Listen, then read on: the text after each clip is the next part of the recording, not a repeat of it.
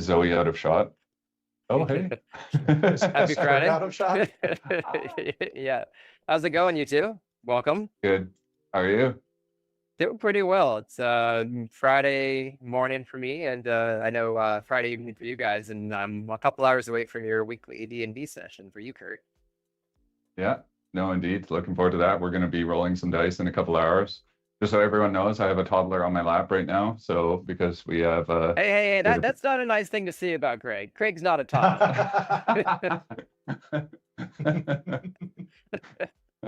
I had to. I couldn't help myself.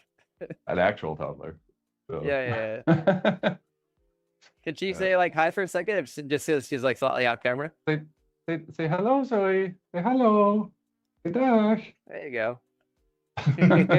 Yeah, like we got a four topper per stream. I think the most I've had is 3. So this might actually be the first time I've had 4 people on a stream before. Unofficially, yeah. No, but it's good to get you back as always. I think for context a little bit, Greg, you're hanging out with Kurt for a few days, and we're able to essentially like kind of be a +1 to add to the conversation for the stream, yeah? Or any other context you want to provide? Yeah, just came to hang out with Kurt for a few days. We've been working together, and he invited me to come on, and you were gracious enough to accept. Yep. Yeah, absolutely. And it's great to see you again. And by working together, for some context for people, this is related to Tabular Editor, right? Yes, I'm with Tabular Editor 4 days a week. Kurt is with us some amount of time.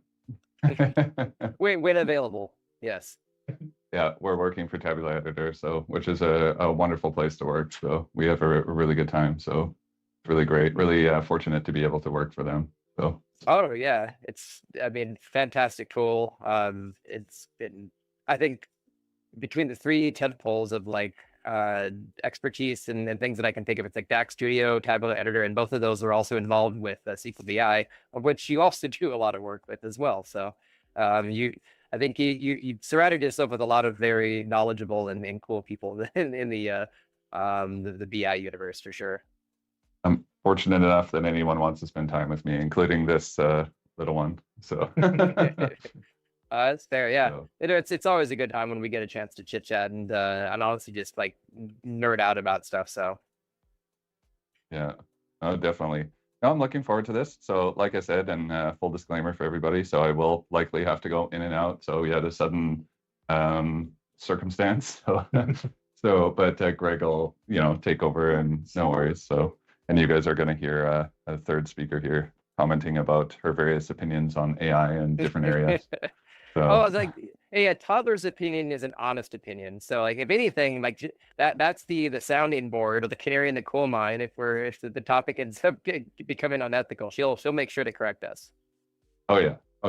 She's definitely honest. Perfect. So, I'm definitely looking forward to it. So. But thinking about the conversation a little bit today, and like the topic around AI. Where do you want to start the conversation or the discussion before we start to get into more of the showy telly? Well, I think a good place to and let me know if you let me know if you think otherwise, Greg. So, but there's you could think about AI. I mean, when we're talking in the context of Power BI, there's conversational BI where it's with consumption, and then there's more AI in the context of developers and creation.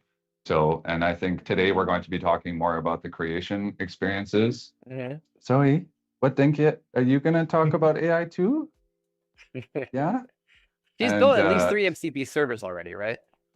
Yeah, I built like a couple different MCP servers, and actually, I'm not going to talk about MCP servers today. But yeah, I don't know, Greg, if you have thoughts. Yeah, we've been exploring a lot of different ways in which we might be able to use LLMs and agentic AI, all of the modern generative AI, both in tabular editor and just in personal experiments. And I think we're going to be able to look at some pretty cool stuff today. So, yeah. Excellent. A key thing that I really want to focus on today is the topic of context. So, and context is something that I find is incredibly important when it comes to being able to get good results with AI. So, and in order to kind of illustrate that or talk about it further, so I have a diagram that I can show and I can kind of walk through a little bit if you're interested. Yeah, I think that would be great. I'm very much a visual aid learner, so if you're ready, I can flip over to the screen and we can use that as a visual guide. Definitely. There we are. So these are kind of like the way that that I'm thinking about, like in terms of the building blocks of effective AI use. So you have the model, which is the large language model. Zoe. And you have the prompt, which is of course like when you're starting off the session. Zoe, can Papa zal een beetje vertellen over. Yeah? And it's a multilingual session today too. You get both English and was that Dutch or? Yeah. 1 second. So I'm gonna have to stand up at least for a little bit. So, but you have the large language model, you have the prompt, and of course, like you have the context, which is, it could be anything from, other information that you have, relevant information, but it's also, of course, like the code that you're working with. So in the context of Power BI, like that's your semantic model, it could be your report, like all of that is context. It's the information that you give in order to help the LLM produce better results. And then juxtaposed to that is tools. And that's the different things that the AI can use, or that you can provide the AI to use in order to help it be able to do things. And that could be an example of that could be MCP servers. Like, I might have to go, I'm sorry. But it could also be like fetching information from the web. So yeah, I'm gonna have to go deal with Buhler. I'm really sorry. So, all right, Greg. Yeah, I'm gonna leave you with Greg. All right. So here comes Zoe. That was fun. I'll see you in a little bit, Kurt. All right. So there are a few things that I think are really important as we're looking at this, and I really like the choice of Lego by Kurt, not just because it's a fun toy, but I think it really shows some of the important or the relative importance of things here. We've also not a toy, it's a lifestyle. It is a lifestyle, yeah. Yeah, go ahead. So we've heard a lot about prompts and prompt engineering, and I think that's what most people think of when they think of LLMs and agentic AI. Is it's all about what I'm saying or what I'm putting into the prompt, and that's really what people engage with the most. And so it feels like it's the most important piece. But realistically, the model is what everything is being built off of. And model here is referring to the language model, not to a semantic model in Power BI, because that's ultimately where everything is being generated from. If it doesn't exist in some way, if it's not part of that experience that the model has been trained on, it's probably not going to be something you're able to achieve with an LLM or with generative AI. And the prompt is actually a relatively smaller piece of what you need to be thinking about and what the LLM actually needs to be successful.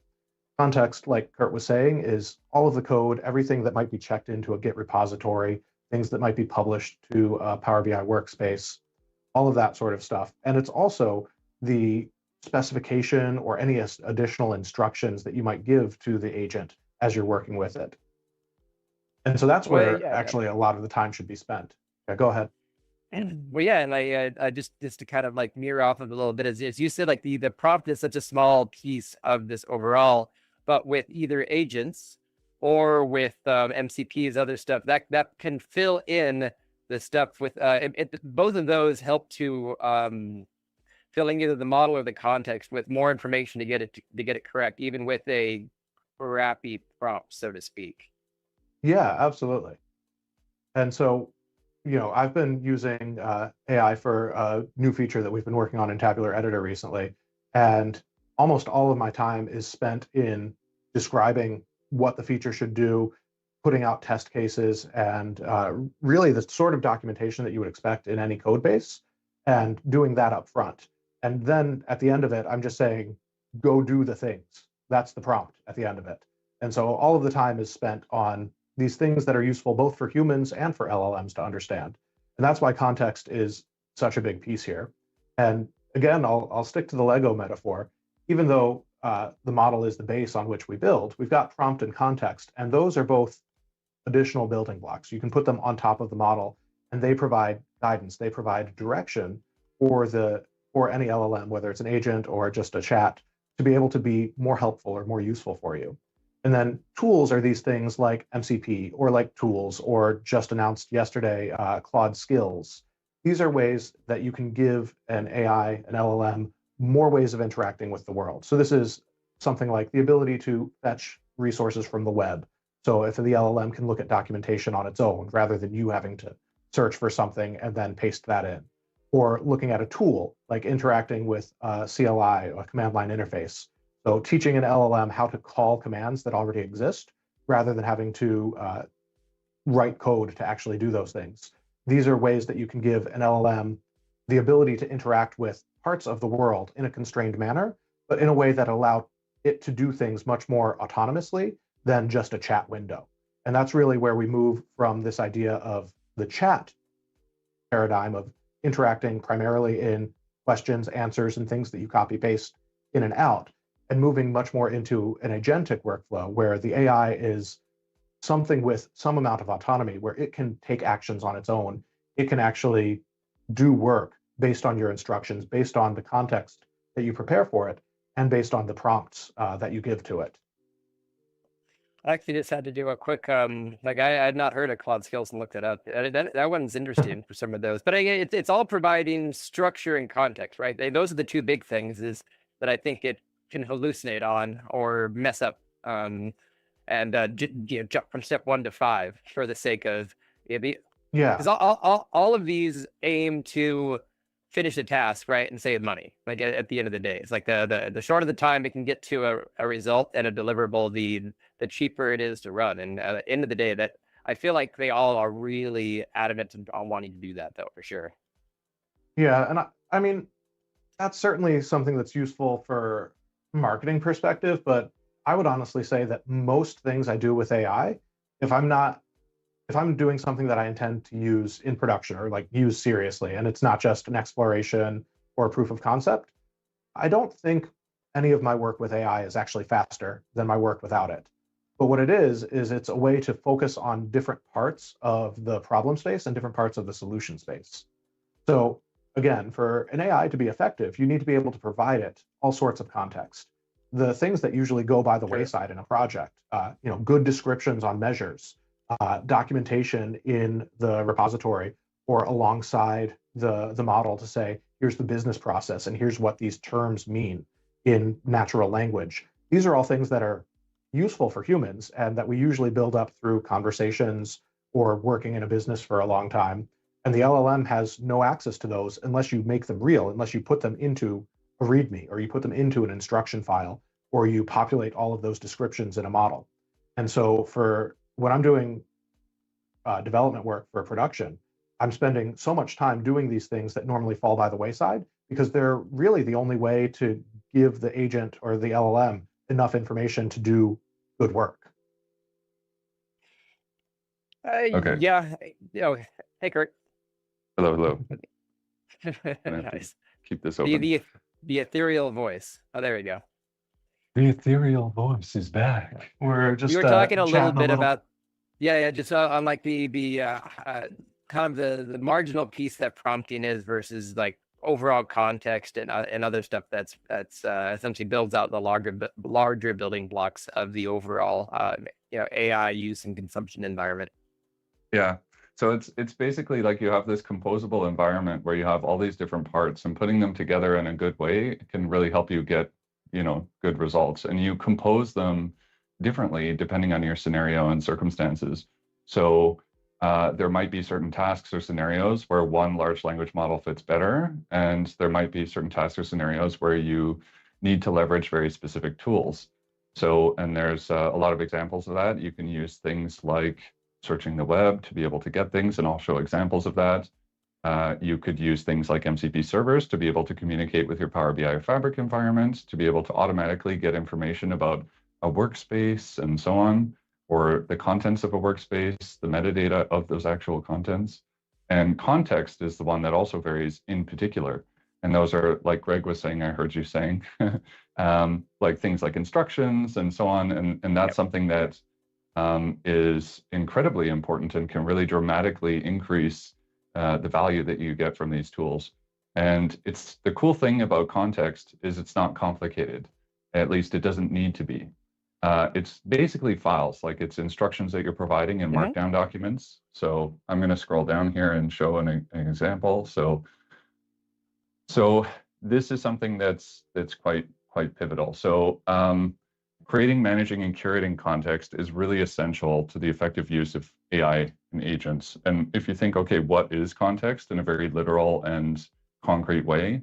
Well, you have files. So like Greg was saying, describing the instruction files, you could have files at different levels. You could have files at the level of like your computer, like user level. They could be at the level of your project, for example, or they could even be directory level instructions that describe very specific things. So to give you a very specific concrete example, you could have instructions that you're using when you're using these AI tools that say like, at the very top level, like be concise and answer in bullet points, or think step by step through complex problems. These are two of the type of instructions that people give very ubiquitously. And then project level instructions could be something specific to whatever you're working on. In the context of Power BI, it could be in relation to those semantic models and reports, or maybe you're also using some things with notebooks and you want it to know information about notebooks. But then you could also have very specific instructions about UDFs, like how a UDF works. And that's something that's actually incredibly important with these new features and new functionality that is actually coming out all the time with a tool like Power BI. And that's a big challenge because this information is not inherent in the training data. So the last thing that I'll mention here is, of course, like context could be other files and examples, but context is also basically what you provide in your prompt. But the difference and like why you shouldn't rely on copying and pasting things in a prompt alone, like DAX code or your model BIM or uploading these things, that's good for if you only need it once. But just like when you're building a semantic model or a report, if you're going to be reusing something, you need to find a way to make it reusable. And that's the same when you're using AI. A prompt is ephemeral. Once you enter that prompt, yes, it goes into the conversation history. But if you spent a lot of effort curating a specific prompt with a lot of information, telling it how to do something or how something works, the moment you start a new session, that information to some extent is gone. Even if you're using something like memory, it's not going to persist with the same level of quality, let's say, and consistency that you want. So the last thing also I'll say about context is, of course, you can let the agent, the AI tool, get context itself. Right now we're doing a lot of talking, but I'll show examples of this later. So you could let it search the web. You could let it search files. This is the two most common things I think that many people have seen. But you could also have custom tools. You could have MCP servers, and this is something that's very popular, and something else, so command line tools. And that's actually something that I'm much more interested in right now, like the Fabric command line. So I'll show two simple examples of this. So let's say you're working on like a semantic model or a report, and you want to make a change, like in VS Code, you're using GitHub Copilot, or maybe you're using something Claude Desktop or whatever, Claude Code. You could have a MCP server, and this says Figma dev mode, but it should actually say Fabric. So, but but this is a MCP server, let's say, that you build for connecting to Microsoft Fabric to get relevant information, so that if you are, for instance, you want to make a change in your reports, or you want to make a change in the semantic model, and you wanted to look at other semantic models that are available, or you wanted to query a semantic model, this kind of stuff, then you could use an MCP server. But actually, something that's emerging is much more interesting for me is just using the command line.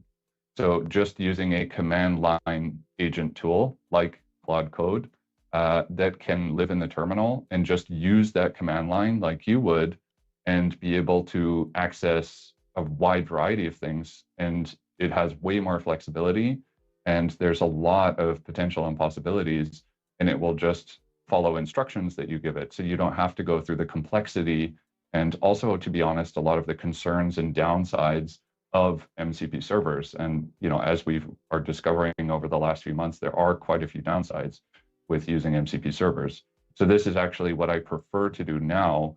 And if I'm honest, when I'm using something like Claude Code, I almost never use an MCP server for Power BI or Fabric. And the main reason is because I can now get almost everything I want out of the Fabric command line or other command line tools, which is quite interesting. I'll pause there. So, because Greg, you are much more familiar with the command line than me, but then we're going to start showing some stuff. Yeah, so I don't think I've got too much to add, but just a little piece from the 70s, I believe, was a quote about command line tools that said that programs should be written to consume and produce streams of text because that's a universal interface. And that was written back in the days before there even were GUIs. And it's interesting to me that we come full circle. And now we've got these tools, these machines that are so incredible at operating on streams of text. Those machines are LLMs. And so we've got this rich history and ecosystem of command line tools that just do text. You've got an LLM that can do incredible things if you give it the right text. And so it's a really interesting marriage of basically ancient technology with regard to computing and the very cutting edge. And I think some of what we'll see today is really going to drive home my sense of wonder at how we can combine the 70s with the 2020s. Yeah. So, Reed, thoughts? Yeah, well, and like just in terms of some of the instructions and other stuff, is because it's funny, it's like even the maxim that Matthew Roach has is upstream as necessary, as as upstream as possible, as downstream as necessary. It kind of also even applies to LLMs in terms of a lot of these transient and temporary conversations. Like, well, we're like, if you spend all this time curating this thread into something that's producing the results that you need for instructions, like how do you move that up either to now a set of skills, or into an MCP server, or to project instructions, or somewhere else that has centralized that knowledge. And I've often actually just asked sometimes in the thread, like, hey, this is a conversation in a project, for an example, like Claude, and like, is there any takeaways from this that might be valuable to move upstream to some location, either a pattern that you've learned into like a Python file for an MCP server, an instruction for the project, or an initial file for a set of skills that I can give back to you, so you don't have to sit there and like reach across the conversation and dig this out of the history via a bunch of extra unnecessary tokens. So because I'm not always aware of like if it has something that it's going to have a difficulty finding later. So I'll just prompt it to advise me on anything that it's noticed that it's its own takeaway of itself, which is right. Yeah, fairly useful. Yeah. So I have two thoughts on that. So it's definitely an interesting way of doing it, and I definitely agree. Like, you need to kind of like almost have this iterative incremental exercise where you're trying to understand, like, especially when it makes mistakes or it goes along a path that you didn't expect, and you're kind of like, okay, or like it's like hitting a bug, and then it finally is able to do something that works. Yep. And then you discuss like and reflect with almost a post-mortem with the AI tool of like, okay, why was this difficult? So two things. The first thing, I'm going to draw two things. So the first thing is when it comes to the idea of like upstream, downstream. Oh, it made a triangle. I didn't want that. Fill background. Oh, well, let's do it like this. So let's say we have, you have the user level, which is up top. And then let's say you have a project level, and then you have like more detailed instructions. And this is the level of detail that is in those instructions.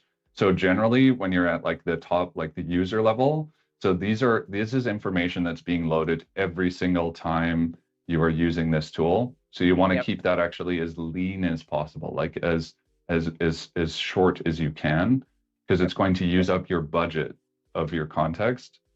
And you can be a little bit more in like a project, for example, and then when you're describing something more specific, like a specific library or like a specific way of doing something, then you might be a bit more detailed or so on. But even so, like you're really trying to limit it.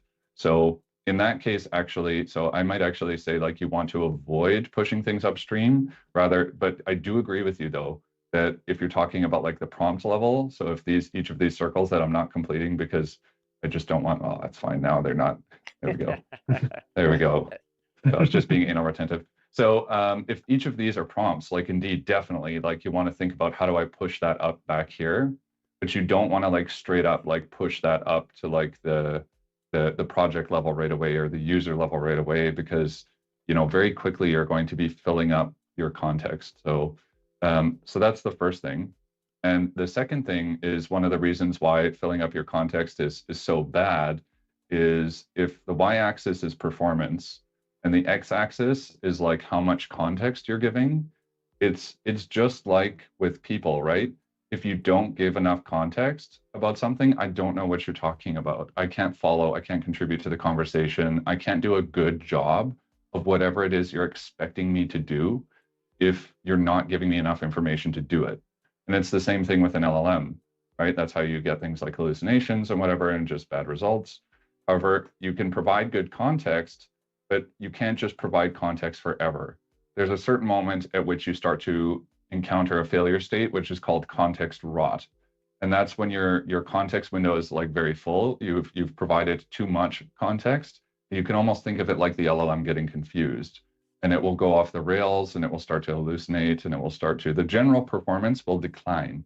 So, and that's actually why if you look at really, really big context windows, like that's not a solution. You can't just like give it the definitive guide to the DAX book and say, yeah, the LLM can do DAX. Like that is not how that works.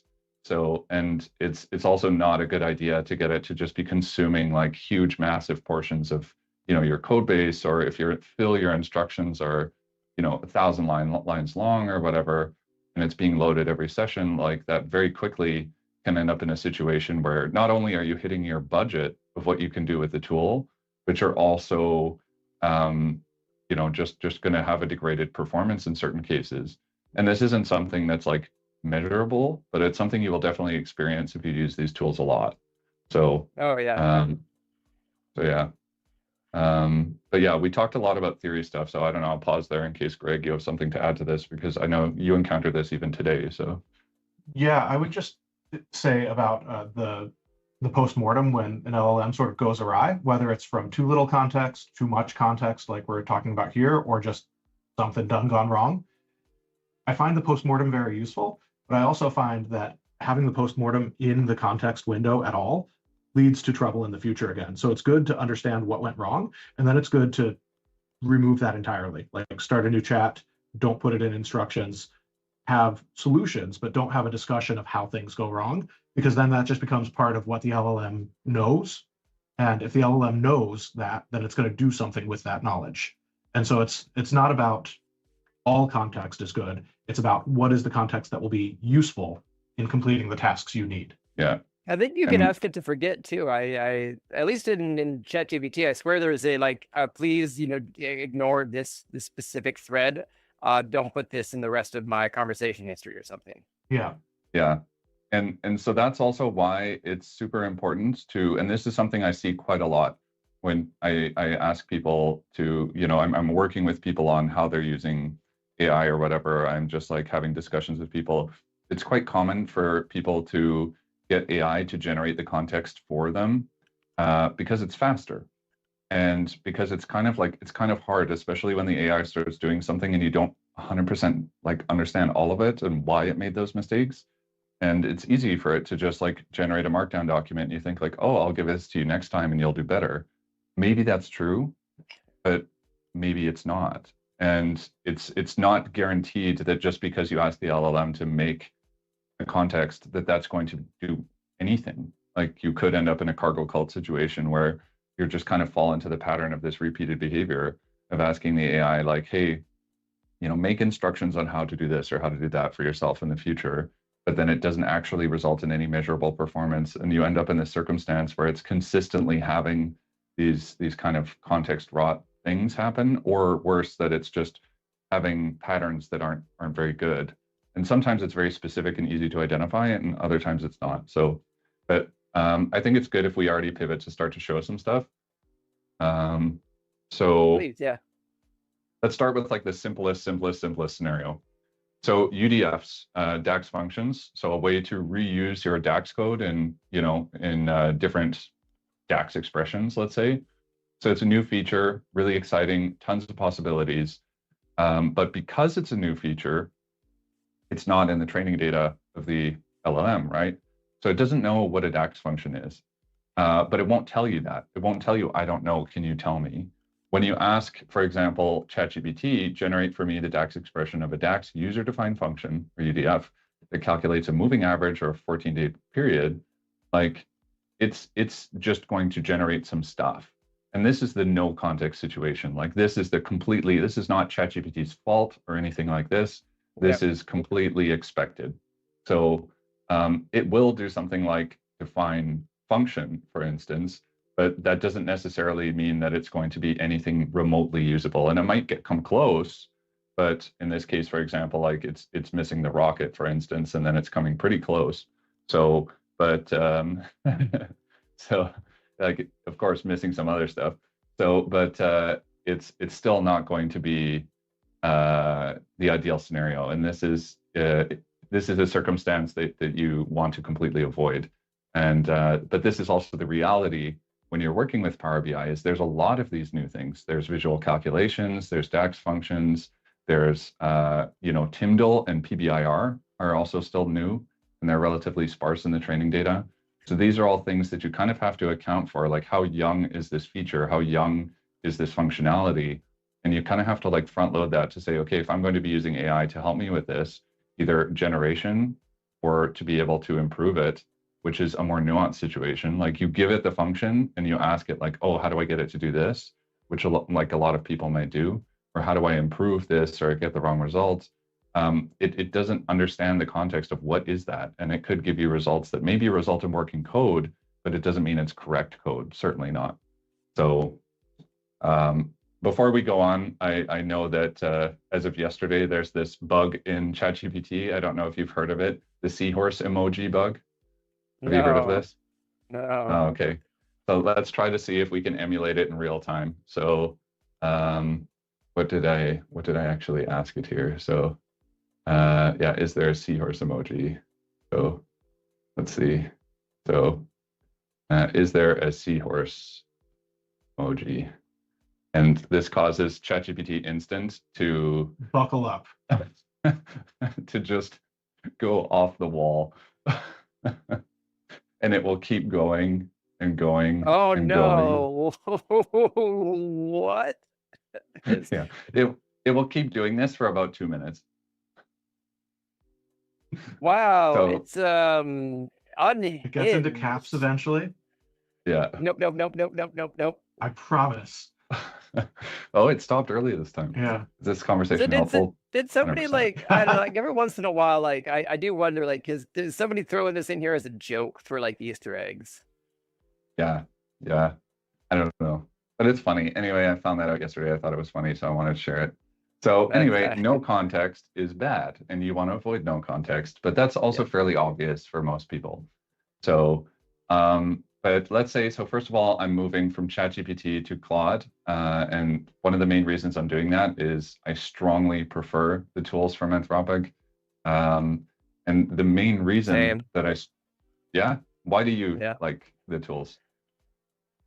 Initially, earlier on, I found its extensibility more open and apparent. I think it also did a better job at walking through the thinking, all the like crafting and all this. And I feel like the Gemini and OpenAI caught up a bit more, but like that breakdown, like one question, and then you'd see the 8 little steps of thinking. So while I was thinking about this, here's my summarization, which led to you didn't have to ask, what were you thinking about? You could just read through it. It broke down the parts and the steps. Like, okay, I trust this a bit more because I see how you got to this conclusion. I feel like back early this year when you were pointing me towards that initially, there was a lot more of that detail built into this that the other tools eventually caught up on, which is why I switched over to it. But it seems more like for the design for pro developers, where GPT is meant for the masses, I think, compared to the two of them. And there are much cooler features and extensions coming to this I see on a regular basis that I do for like ChatGPT, like the skills that just came out yesterday. Yeah, definitely. Yeah. So been using those today. They're really cool. So indeed, so for me, indeed, it just boils down to the user experience. Like the user experience is really, really good. And you just get a feeling like when you're using the tool quite a lot, that there's a lot of regular updates, like these things are changing very quickly. And from week to week, you'll notice things that they're changing and adding that have nothing to do with AI. It's just something that's different in the user interface or the layouts or the experience. And it just makes it a better and more effective experience for you as a user. And when you see that consistently, that's just, at least for me, like I'm in. Like when I get the feeling of like you get it, then you really feel like the product is kind of like moving in a direction that makes a lot of sense, and you can feel it enabling you more on a regular basis. And that's something that I feel a lot with both Claude Desktop as well as Claude Code. And it's quite nice because you might run into a wall one week and have difficulties with a certain approach or task or idea. And then there's a new feature or approach that comes out that's helps support that kind of use case. So, and that's quite interesting. So, so Claude, this is just Claude.ai. So this is on the web, but it's the same experience in Claude Desktop. In general, like I find, if you're like a developer working with Power BI, you also might find this to be, from just a general user experience point of view, one of the better tools. So in terms of context, what we were talking about before, so this is the situation where, you're graduating from just providing everything front loaded in your prompt to actually asking the tool, the AI, to do some of this for you, where we're saying here, okay, you have to read some references. And then we give it the link to the DAX user-defined functions documentation and also to DAXlib, which has a library of functions. So it's able to collect examples, both in the documentation, but also examples from real people in DAXlib. And it can read the documentation, which is well written, so that it can understand these little specific nuances with things like the type hints, for instance. So, and you can see, like, if you click on the steps, it's going to do that, and it's retrieving this information. So it's getting all of this stuff. So it's just doing web search, and it won't succeed all the time, but it will try. And that doesn't mean that it's also going to be the best results. It's also going to be different in all times. And you have to just make sure that if you're going to give it like references or sources, that you give it ones that are quality and that aren't going to have, mistakes in them, or that aren't going to use misleading language, this kind of stuff. And I do like that built-in, like that you could add easily with Claude, or I guess any of them, but you can connect Claude to as via MCP server functionality to Microsoft Learn, so it will auto scan those anytime you ask it any Microsoft question, which again it provides immediate initial context for it to hallucinate less if you were asked it to do anything code based within the Microsoft ecosystem. Yeah, so the MCP server can definitely help with that. But in my experience, I actually tend to get better results with the web search and with the fetch. Okay. And I generally don't use the Microsoft Docs MCP server unless I'm really kind of more focused on specifically just gathering that information, and then I'll let it, use that MCP server while it's fetching other information. But the main reason for that is that with the MCP server, you're unable to get information from images, and you're unable to get information like always from sometimes it's taken outside of the context of multiple documents or multiple articles. And but now they're able to fetch the entire article. It used to be that they would just, you would get parts of it, like chunks. So now it's better, but I still generally prefer the web fetch, and I don't really notice that much of a difference between them. So I think I have an example here as well that I've looked at in the past. So this is an example where I asked it, like I said, this is from months ago, I made a video on this, where I asked it, can you give me an overview of the Power BI semantic model storage modes? And it went through and it used the MCP server, and it listed import direct query dual, which is not a storage mode necessarily. So, but then the composite and hybrid tables, but it didn't list direct lake. Like direct lake was completely absent from the summary. And if you were to ask the same question again in a different chat, maybe it does include direct lake. So, and that's not necessarily like a flaw with the MCP server or anything like this. It's just kind of inherent to the technology. Is you have to understand that it might be missing things, and it might be incomplete. And even if it is complete, it might be presenting things in a different context or with different wording that make you as a human read it and interpret it in a different way. So, Greg? Yeah, I think one thing that I keep coming across and keep saying, I think I've mentioned it to Kurt 2 or 3 times already today, is that a really good way to understand LLMs or to think about them is to humanize them a little. And I usually hate anthropomorphizing technology. I don't think it's usually too useful, but these LLMs are trained entirely on the body of everything that humans have produced. So their training corpus is everything written. And things that are written have been written by humans. And so the way that they will work, the things that are going to be reasonable to them, because ultimately they're producing the next reasonable output, the things that will be reasonable are the things that follow the patterns of how we as humans have represented our thinking in text. And so if it makes sense for a person, it will probably work decently well for an LLM. And just like if you send a junior analyst out to research the storage modes in Power BI, that analyst will come back and they might not have a perfect understanding. And if you send 10 different people out who are not familiar with this domain and say, tell me about storage modes in Power BI, they will have different understandings depending on where they started in documentation, how they searched, what they came across first, and how that directed their search. And just like that, an LLM, even though it's going through the same MCP, which theoretically gives it all the same information, whatever it sees first and whatever first decision it makes, that will flavor and determine what it ends up telling you and how it ends up responding. Yeah. So thinking about it kind of like a human, as much as it is not a human, is still a helpful heuristic to understand the ways in which it might work and also the ways in which it will fail. To me, it also is like, it's kind of funny because I feel like if you almost practice like it's just like having a bit of empathy and being able to see things from another perspective outside of your own. So if you are inherently, I think, someone who that comes naturally, I think then it's quite easy to see things from like the point of view of the LLM or the point of view of someone else that you're talking to. Whereas if maybe that's something that's not, then maybe you will struggle with that.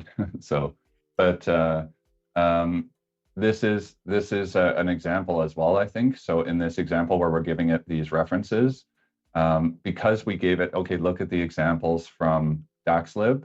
Like the examples from DaxLib are Tyndall scripts, right?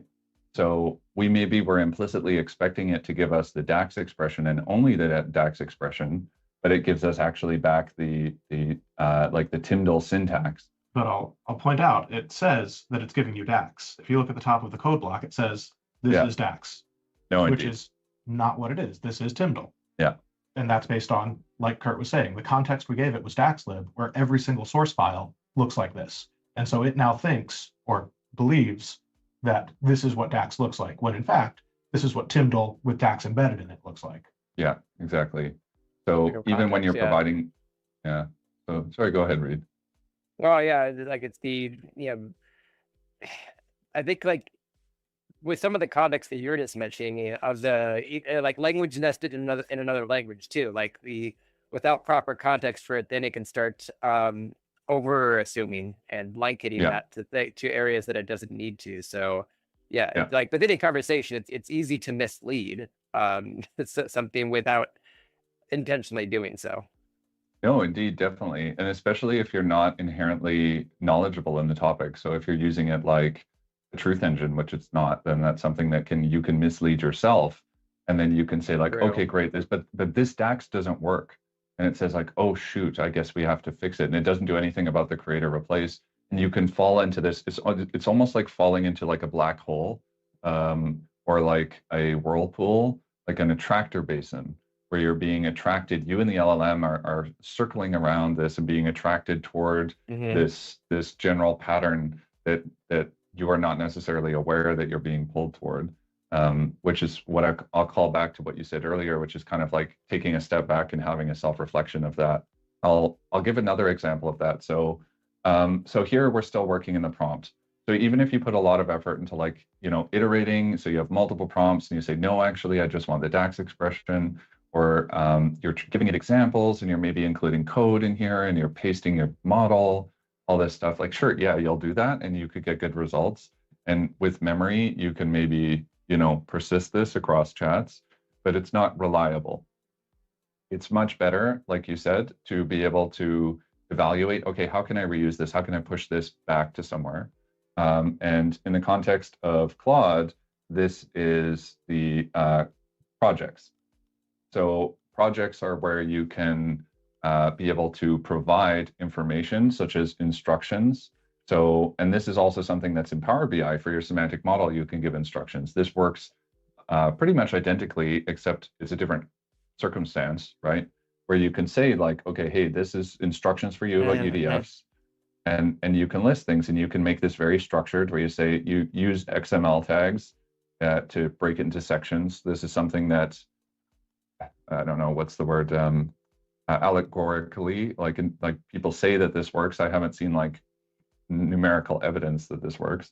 So, and then you can show like an example of what you expect, which is nice because you can say like, I want the comments to appear like this. So you can do that. And then you can also list references and you can, describe other tools and you can include the style. And that will apply to every single one of your chats in that project. So, and you can tune these instructions and improve them over time. And this is the same when you're working in Power BI. Like you could be working also in Copilot in the DAX query view. And Copilot is also not going to be able to, I'm on my Mac now, so I can't show you immediately, but it can't tell you, generate for you a DAX function. But if you describe in the instructions of the semantic model what a DAX function is and what all the type hints are, then it can. And you can work with Copilot. So if all you have is Copilot and Power BI, you can still, provide it the instructions in your semantic model, and it can generate like these functions for you, so long as you provide it sufficient information to be able to do so. So I'll pause there. Yeah, and a little bit on the instructions too is like I've never actually like done the specific markdowns or anything else for that, but like again, just using it to teach itself, I'll often like have it help me translate the set of instructions. Like, what's the bare minimum that you need to remove the fluff? Because the longer the instruction is, the more verbose it is. I'm assuming the more tokens it also, or the more thinking it needs to use to parse through it. So like, all right, whittle this down to what makes the most sense for you to teach yourself off of my very wordy instructions to however that makes the most sense for you to know to do this. But yeah, I like that's the self-reflection post-mortem that I have. It's like, all right, I'm in the project file now. Is there anything that that we just iterated through on this this very lengthy thread that would be useful to go update the set of instructions that I have for you, or tweak those to ensure that you'll work better next time, and essentially learn from the mistakes that we just encountered. Yeah, and I think it's also important though for you to exercise your authorial autonomy there, where you really say, it could say like, oh, it would be helpful to do this. And I think it's important for you to like push back against that, like mentally or in the conversation. So, well, yeah, like sorry. not blindly necessarily copying them. Like, what's the so it's Yeah. like, yeah. And I usually have it like, give me the updated file, but also extract from that what specifically was changed. Because if it's already like 500 lines, like I don't want to have to go scan to see what's, you know, what the delta is. Like, no, tell me what you think should be changed, and then like, oh no, like, yeah, that's the dub suggested. Sorry, like you're not going to do that. But yeah, I would agree. It's you know, your what was it? Your authoritative autonomy or something like that you were saying, or authorial autonomy. So it's just like autonomy. Yeah, you as the author are like maintaining control of the decision making. So, and that you are the one who ultimately decides what is going to be useful, what is not going to be useful. I think that that's something that, in general, when it comes to engaging with LLMs, like you really have to like be mindful of your role and the autonomy that you have, and that's something that, especially with command line agents, can get a bit hairy. Oh, sorry, you were going to say something. Yeah, I think this is a really good example of where the heuristic of trying to think about an LLM, kind of like you might think about a person, falls down, because the LLM has no theory of mind. So if you say, correct, please give me a summary of everything that is useful to you to do something like this in the future, the LLM does not actually know how it comes to decisions. I mean, humans don't necessarily know either, but we have a better idea of it.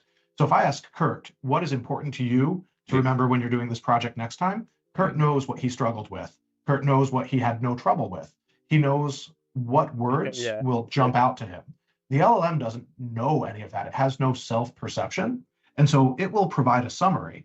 And like all of the responses it gives you, that summary is being computed to be a reasonable response.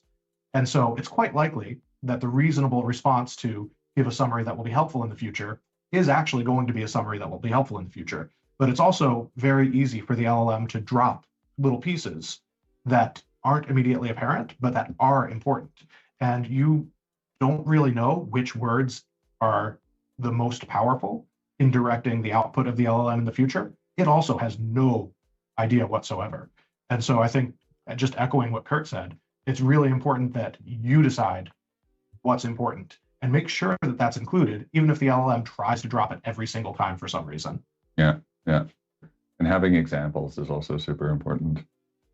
I found too, like the interesting thing, and I think we've talked about this, Kurt, is like, even if you have instructions as one example, do not ever like write or modify files before asking it.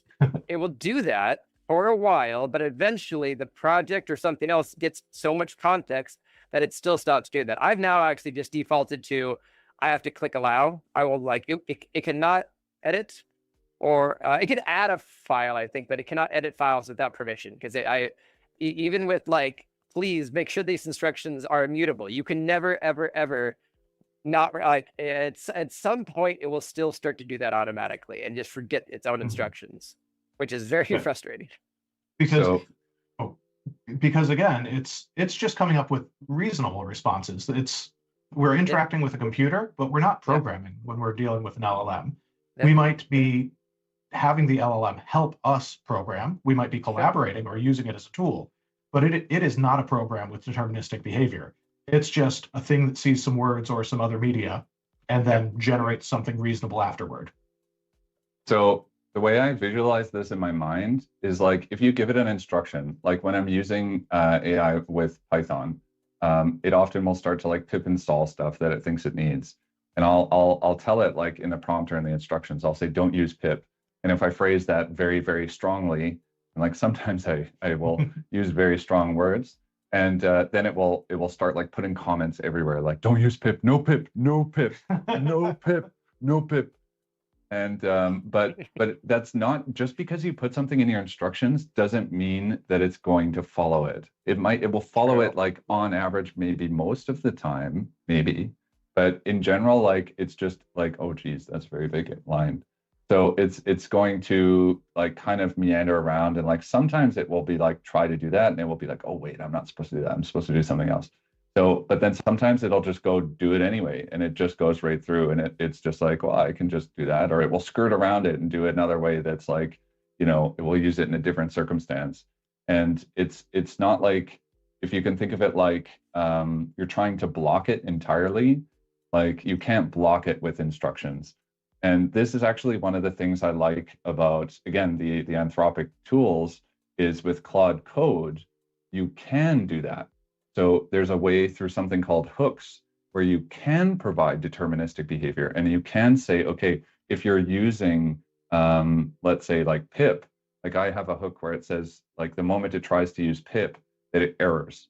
And then the error message says, please do not use pip. Please use, do this or follow something else. Yeah. And then it works 100% of the time. And that is incredibly powerful. And insofar as I'm aware, Claude Code is the only tool that has something like that. So, and I'll talk more about Claude Code, but I first want to elaborate on this a little bit more. So, okay. So this is inside of the project. So we can say, okay, generate a function that will help me compute the average, blah, blah, blah. And we're reading from the project. And one of the cool things with projects is that you can connect a remote repository. So in the context of Power BI, if you're using Git integration and you're using Power BI projects, so Power BI project format, this is really helpful, because now all of a sudden it can read your model files and your report metadata files, and it can do so recurringly. And you can sync this whenever you make changes. So you can think of it almost like it's like git sync, but then for your project here. And of course, for a lot of people, like this is something that's maybe in your enterprise environment that's not available, but I'm just trying to, illustrate the value of having it to be able to see the repository. In VS Code, you could do something similar where you're just working with the local repository, for instance, and you have some instructions in there. But this is really helpful when you're working also on hobby projects or side projects. You should be using like GitHub and then connecting to that repository, because then it can see all that code. You don't have to keep copying and pasting it every time, and you don't have to deal with that. You can just maintain it there. And you can also use repositories to store things like instructions or examples, for instance. It's a way to package and reuse context, so which is really nice. So we're using this project, we're using this context. We provided a lot more context, and so we should get a better result. So we do a prompt that's similar. We tell it what to do. So we say, okay, read this, do that. And so it generates a function, and this function looks a lot better than what we had seen before. However, there's still some problems. So I don't know if either of you see the problems that are with this function. So there's two problems. I've got one. I'm scanning. It's assigning a column reference to the. Oh, you took the easy one. Sorry, yeah. Reed. No, yeah, I'm just looking at it right now. Yeah. No, Reed, I left you the easy one. Go ahead.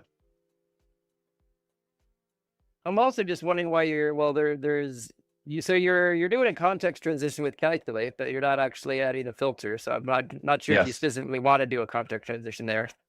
Yeah, indeed. So the calculate does nothing there, so it's not necessary, especially because you have a measure reference. So so indeed, it still has some problems. And if we put this directly into Tabular Editor or Power BI, like it wouldn't work. So we would get an error. So we'd have to fix the column thing. This is not going to give us an error, but it's just not something that's useful. So, but even if, and I'm going to just quickly check my, if I have my parallels open here. So, because I have a query with this on it, I might not be able to run it because I have like this resolution. So, but this maybe makes more sense if we just discuss. So one challenge here is if you were to run this particular query, and I'll try to see if I can have the example because I do have it here. Oh, I do have it. Great. So now the question is, how do I get parallels onto this screen? Technical difficulties.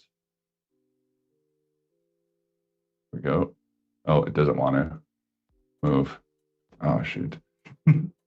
Is it because your Hold on. laptop is full screen? No, it's because I'm going to have to share the other screen here. Wait 1 second. Sorry. All right. So I'm going to share a different screen. Sorry. Whoop. this one here. Okay. Can you see the screen? It will be stretched, unfortunately. So I can see it. Okay. So we're only going to be looking at the stretched gore for a little bit. Bear with me. So this is the query that we have here. So we have the one from Claude, which is this at LLM here. We have the one that's quote unquote correct. So if you're just testing this at a high level, it works. Like the code runs, like after we fix this issue, we maybe iterate.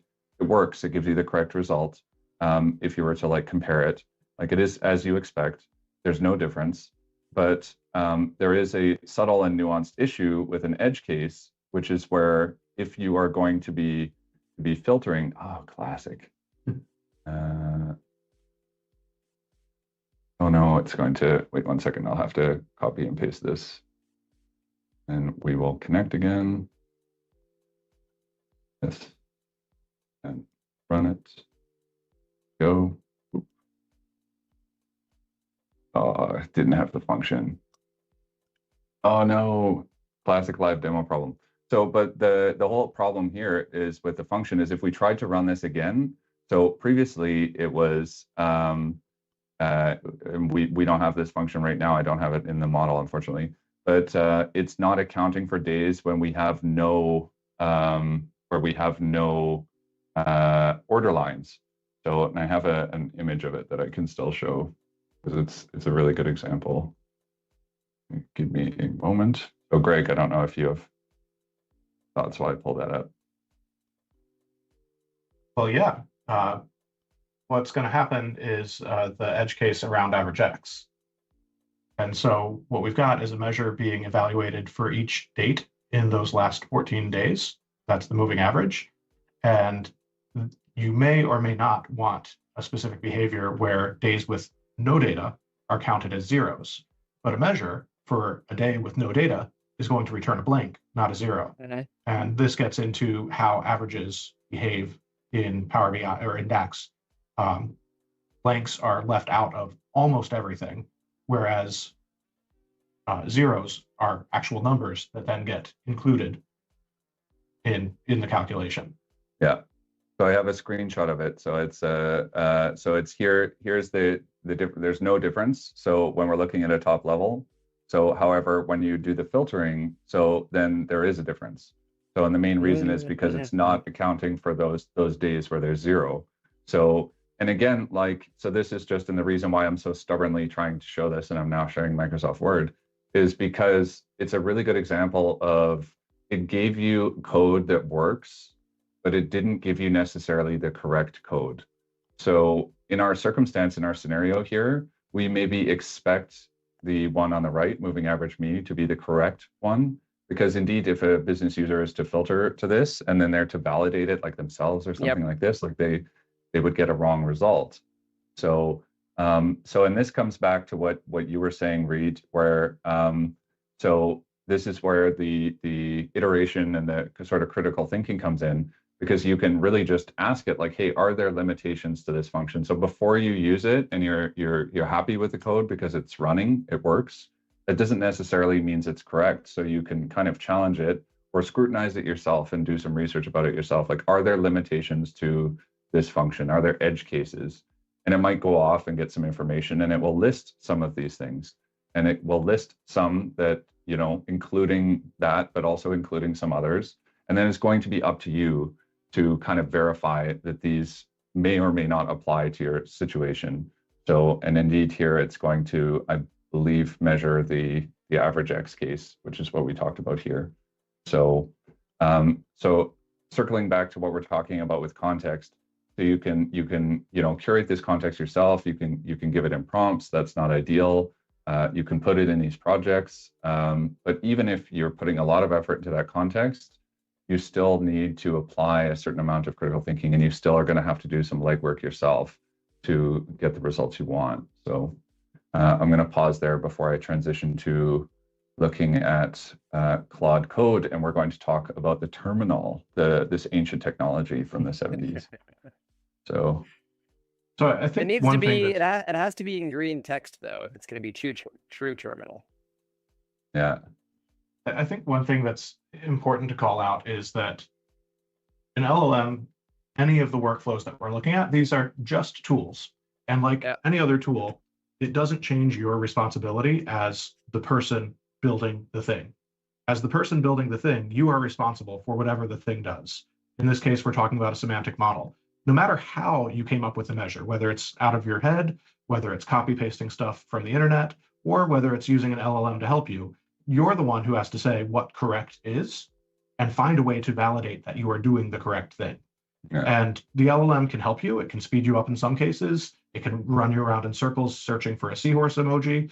It can help you do things that you didn't even know how to do, or it can do something very subtly wrong. Again, it's much like a human, because if you have a human that you assign the task to, they could do all of those things as well. Probably not the seahorse thing, but it's still your responsibility to say what correct is and to come up with how you determine that you are correct. I'm not gonna lie though, if someone just started like texting me the kind of stuff that like ChatGPT texted in that conversation, like I would definitely, like if it was a friend of mine, I would definitely drive over to their house to make sure everything was okay. Like somebody's having a manic episode. Emoji, Yeah, like who swapped your medication out? Yeah, just to make sure that everything's all right. So I would make sure, and you know, maybe also bring them a balloon of a seahorse emoji. Just tell them, like, reassure them, like, we found it. It's okay. We're all good. Don't worry. Here's a real one. Yeah. Yeah. So I'm just going to pause there before I move on to the command line, because the command line is going to be a big dose of stuff to make sure everyone can see everything fine. If there's any questions or any other comments or whatever before I move on from you, Reed, or from anyone else watching.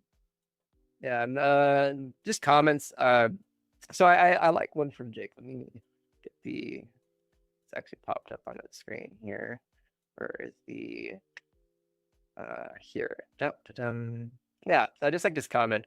So in terms of his analogy, or from Jared, I'm thinking of LLMs. I'm thinking of like a student taking a test. We'll tell them never to leave a question unanswered, and that even a guess has a chance of getting it right. It's just like trying to get a good grade on a test. So but yeah, it's trying to put yourself into their shoes. I think was a nice comment that somebody had earlier. But so this is actually a very good comment when it comes to something called like test-driven development. So this isn't necessarily something that like you might be doing in Power BI, but in other contexts, like you are maybe starting with like the design and the tests before you start actually developing the software or developing whatever it is that you're doing. But tests is something in the context of an LLM that can be quite problematic, because the LLM is trying to get a good grade on the test. Like it's trying to pass the test. So if you experiment with using LLMs to help you create and run tests, you will get experience with them doing things like uncommenting the test, or like commenting the test out, or just saying like null, so or if 1 equals 1, or something like ridiculous stuff like this. Because especially if you're using a command line tool, which can just go at a whole different pace, because it's just trying to, you know, pass the test to move on. And if you're working like quite aggressively, like I'll show some examples of that, what I mean by this, like it's very easy to miss. And ultimately you're the one who's responsible, but that's something that's quite challenging. So it's important to keep that caveat in mind, that the LLM is trying to get a good grade on the test. And it's not necessarily got your project's best interest at heart. And in software, that's why I was Go ahead. I was just gonna say, it's like that's why it was so sycophantic for a while. It's like it's really, really wanting to get a good grade and to make you happy to a degree and get it right. Yeah. Which can lead to problems if that goes unchecked and unmitigated. So you know what's fun is to like give an LLM like it's something you worked on, and to just say, just like roast it, just like destroy it, just be like a raging asshole. And it's actually can be quite constructive sometimes, because then it's like, oh dang, it's like I did not think about it that way. So I have my default personality on Claude set to cynical, or not Claude, GPT. But I like sassy and definitely a naysayer more often than not. Like, please tell me if I'm actually being stupid. Yeah, I appreciate directness. I appreciate directness from everyone. So nothing worse than someone circling around behind your back, especially, you know. But so let's look at the command line. So the command line is, this is what this is. So we got a terminal open here. So in VS Code, if you're to open like a new VS Code window, you can just start a terminal, like right click and then go new terminal. And you can enter in commands. And so an example is the Fabric command line. So it has just fab. So if we run fab help, then we can see all of the different commands that it has. And this is a way to programmatically interface with Fabric. So so this is something that's super interesting and super useful. And there's a lot of cool stuff that you can do with the command line. And you may be looking at this and saying, oh, it's boring. It's like all this kind of text, but it doesn't have to be. It doesn't have to be. So for example, like I built a tool that's in the command line that helps me with a dashboard in the command line see how much I'm using Claude Code. Because you have limits and you have to stay on top of those limits. And sometimes it's also just interesting. So the terminal can be visual as well. And there might be cases when you want to do this. But the main thing of why the terminal is interesting in the context of agents is actually what Greg was talking about, where they can use it very, very well. So first, I'm just going to give an example of like doing something. So for example, if we're like listing our workspaces, so FabLS allows us to list our workspaces after we've authenticated.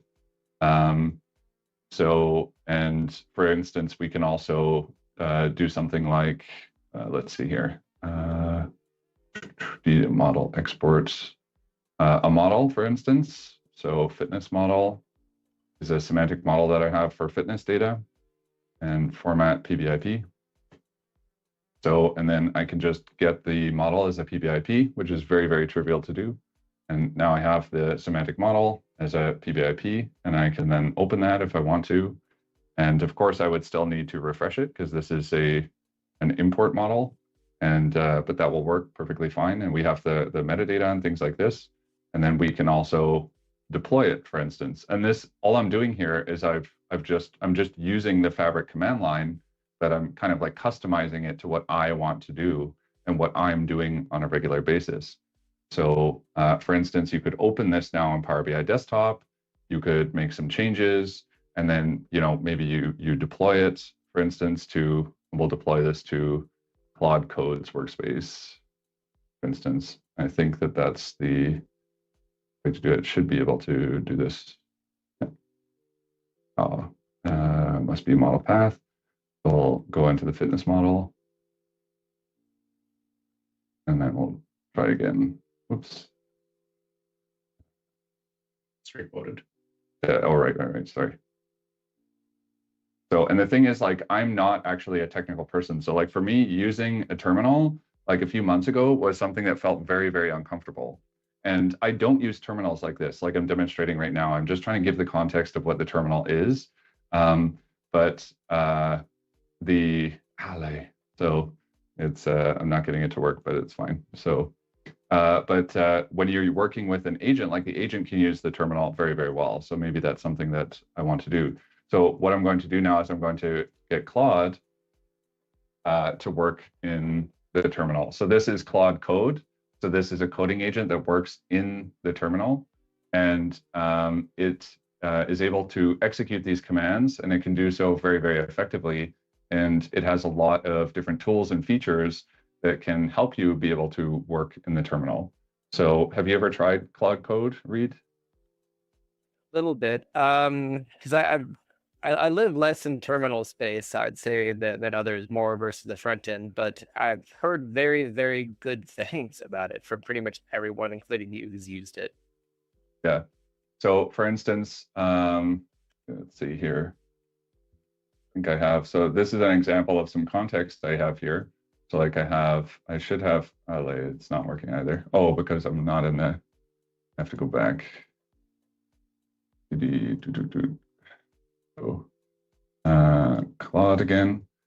So I have all these context files. So these are examples of the context here. So like documentation for the agent or different commands, scratch pads, which are different files, like explaining for it how to do things and so on. So for example, like I have a command called like fab context, where it can just go through the command line tools and be able to understand how they work. So it can just very, very quickly go through and execute all these different commands to understand how it works. And it will ask your permission and be able to do this. And it can also run these things in parallel. And especially like with the new Haiku model, it can do this very, very quickly. So, and this is something that can be very interesting. So it can just kind of go through and understand how those commands work so it can do certain tasks. So now, for example, what it's doing is it's just basically going through and it's using the Fabric command line and familiarizing itself with the Fabric command line in order to understand how it can do certain things. So, and you don't have to do it this way. I'm just giving an example because it's fairly simple, fairly straightforward.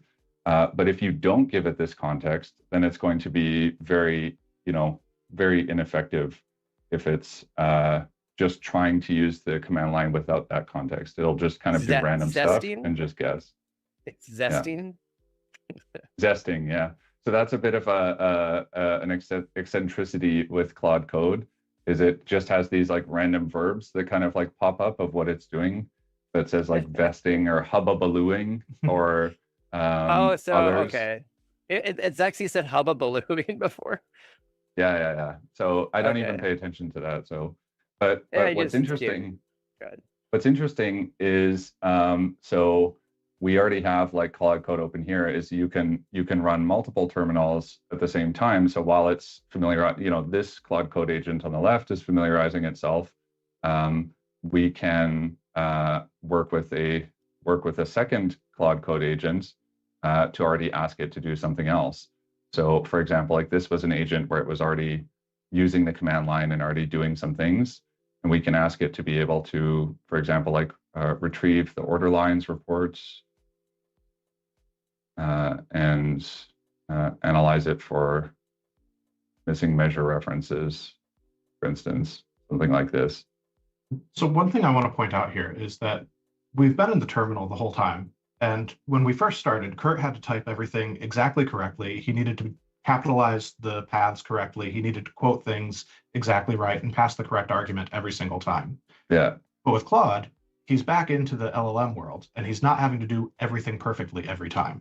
No, indeed. So especially not when like exhausted at the end of the day. So, but that's what was so amazing for me when I started using Claude Code is like I have not spent a lot of time in the terminal. I also, like you, Reed, I don't live in terminal land.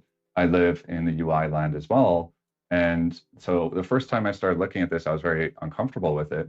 But, over time, just experimenting with it and seeing what was possible, seeing what you can do, it was really quite interesting to be able to see how much is possible, let's say, like what it can actually do.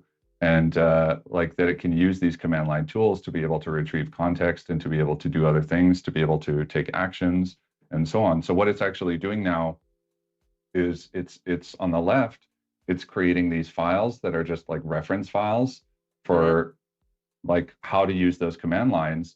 And what it's doing on the right is it's experimenting with the Fabric command line. So, and then it's running into errors, as you can see. And to be honest, like these are more errors than I typically will run into. I see it's trying to get the definition. So then maybe I stop here. So while the one is working here on the left, I'll maybe stop here on the right, and I'll just tell it here, like, just retrieve the definition with like this, for instance, and check the semantic model skills about how to download it. So you can still like correct it. It's the same kind of experience you're having like when you're using Claude Desktop, for instance, except you can basically do more at once, and it's got a lot more that's possible. So for instance, and it can actually like be able to generate files and to be able to grab information. So what it's doing here, for instance, is it's actually going through and it's looking at the PBIR. So it's actually in here, it's base encoded it. It can retrieve the definition, and then it can start to actually kind of like work with it, for instance. So here it's now downloaded that report definition. So it downloaded it all as a single file, which is suboptimal, but And then it can start to go through and start to try to understand, what is actually in that file. So this is an example where you're kind of starting from scratch and you don't really have like a lot of things. Like here, you're really just kind of getting it to start to experiment and explore. Here, we're on the right-hand side, we're asking it to do a task, and it's just kind of like using a couple of markdown files, but it's just trying to iterate and try to see what it can do. But when you actually have the context available, so this is a situation where the context is already set, we already have everything prepared, and this is a circumstance where we're using it to be able to migrate workspaces, for instance. So I had an issue where I had all these Fabric trial workspaces, and I was concerned because I went down to 1 day left in my trial, and I said, well, I'm gonna have to actually migrate all of these things. And I create a lot of test workspaces for experimentation in my spare time. And some of those I want to keep, but some of them I don't. So I can't automate this, right? I can't just send them all to Fabric F2. I can't send them all to Premium per user. I can't all delete them. I have to make a decision for every single one. But I don't want to go through it manually and have to do that. So for me, that's like the perfect use case for just firing up Claude Code after I first define I do it myself once. And then once I know what the commands are and I'm familiar with it, then I write up the instructions and the expectations. And then I can just give it the command line, and it can go out and retrieve that information and actually start to do it. So what we're looking at here is it's just going through and it's asking me, what do you want to do with this workspace? And then I'll tell it, okay, migrate on Fabric F2, for example. So, and this is a terminal that's been idle for a very long time. So I don't know if it will receive my input here, but it's asking me about like the space parts Fabric workspace. So I can tell it, oh, I want to keep that, put it on Fabric F2. And then it will go ahead and it will migrate that workspace. It will change the license mode, and then it will move on to the next workspace and be able to get that information. So, and yeah, so it's probably indeed because I've left the terminal idle for too long, perhaps. So, I don't know, it seems like it's... The one thing that it seems just sprouted, I love the random verbs, like I think with like regular UI options versus like terminal, it seems like this has much more of an orchestrator option to essentially spin up the agents it needs to, facilitate them, continue to prompt them, and go a lot longer at a job to to finish an entire process, rather than hitting some of the, it feels like, more strict limitations that you have, and more single task orientation that you have with the standard UI for some of these, just based on what I'm seeing. So indeed, so I'm just going to combine these together, these ones that are kind of going. So this guy's finished. This one is still, I don't know, trying to extract the fields or something. So, but there's a lot of advantages and interesting things about something like Claude Code. So for example, I had this reusable command that I gave it to explore the command lines before we start working on it. And that did use up a lot of time and a lot of context, but then it becomes more familiar with it and it gives a little summary. And then now it can be able to go and do something. So, and I'll ask it to do something in a moment. But you can also have things like in your settings, you can determine like what it's allowed to do automatically. But you can also deny things, and you can control this at quite a granular level. So you can say, hey, you're never allowed to remove anything. So you can set up like gates to prevent it from doing damaging operations, and other operations that might be damaging. You can say you always have to ask me. And so even though like you saw, like it's just running, and like I was running two at once there, like in an article I published on the Tabular Editor blog like a couple days ago, which we wrote I guess like a month ago, but it's I was running 4 terminals at once, doing various tasks. And there's no reason to do that necessarily, but the fact that you can in certain tasks like this one, where we're just, we're doing something that doesn't require a ton of your attention. You've already invested the time in defining the workflow, like parallelizing that, having parallel agents running at once is incredibly valuable and very efficient. But of course, it does add risk. Like you do need to monitor that. And circling back to the concept of your autonomy, like you are responsible. So you saw here, like I deleted a workspace. So I told it, hey, delete space parts prod. It can delete my workspace. Technically, this agent, it could delete my entire tenant. Like if I'm giving it too liberal permissions and I'm not paying attention. So I've like, seen it do that. Just like as an example with code is no, not delete a tenant, but like delete an entire ecosystem. Like early on when I was building tools, there was like 50, 60 files that were in there of like this thing. And at one, it was backed up on Git, but it was like, you know what? I don't know what's happening in the thing anymore. Like the tool was, and it was just as it thought, it was like, I'm just going to wipe everything out and start from scratch. And I was giving it a very simple, like just fix one tiny piece. And it concluded that the best thing was to nuke it and start again. So it could technically do that in a tenant or something else too, if it decides that is the best path in theory. No, indeed, it can, and like I've seen that. So out of curiosity, I actually like kind of created a copy of my tenant, and I just ran it YOLO mode, like I call it, where you just give it permissions to literally everything, and then I just like I timed how long would it take it to delete the tenant. And if it has permissions to everything and it's working with delete operations where it interprets a command as deletion, and it takes less than 1 minute to delete like my 80 or 90 workspaces that are full of stuff. So in less than 1 minute, if you don't have disaster recovery and backups, you could literally lose everything. I know of at least one case of someone who yeeted a workspace into the void with an MCP server. So I do know of at least one case of someone who caused irreversible damage because of these tools. So it is something like, it is a real risk. And but it doesn't mean that these tools are like, you should banish them from existence. Like they still have a tremendous amount of value.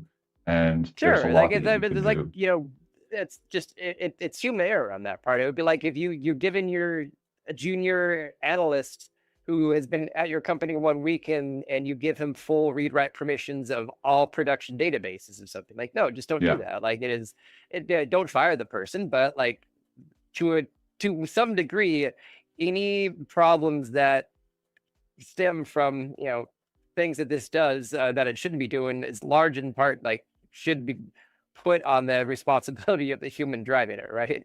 It's only doing, it's only doing the things that you're asking it to with the context provided.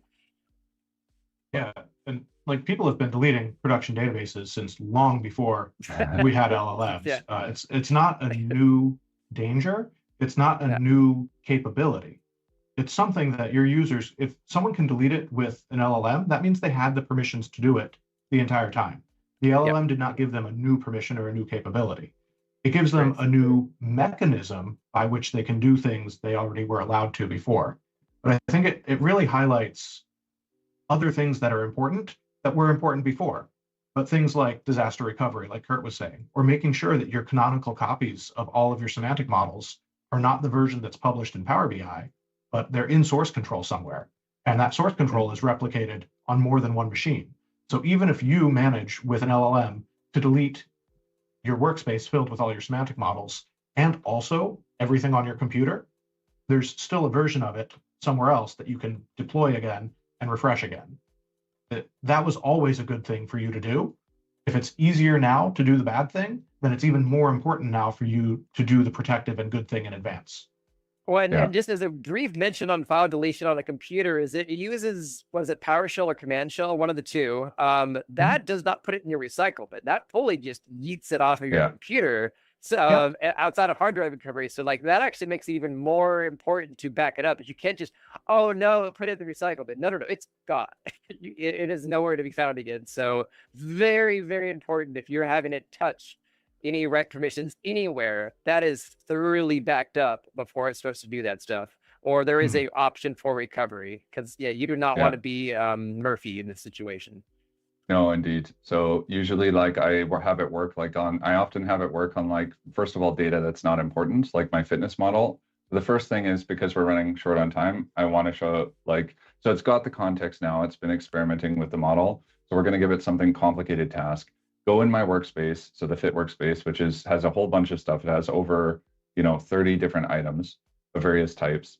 and tell me whether the semantic model is up to date, checking how much it is or is not out of date. So checking the different tables, and then going and checking the underlying delta tables in the gold layer of the lakehouse. If they are out of date, tell me when the notebooks last ran, refresh the model if necessary. And it's just going off and it will just do this. So, and in the meantime, so you see it's checking the tables, it's checking the, for the different data sources, and it's going through and getting this information, getting the run history, these kind of things. But while it's doing that, like I can move on and I can go do something else, for instance. So,